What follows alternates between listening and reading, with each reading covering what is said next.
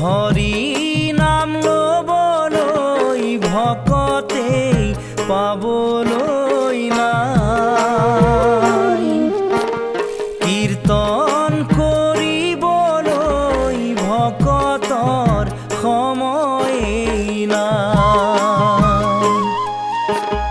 হৰি নাম লবলৈ ভকতে পাবলৈ নাই, কীৰ্তন কৰিবলৈ ভকতৰ সময়েই নাই।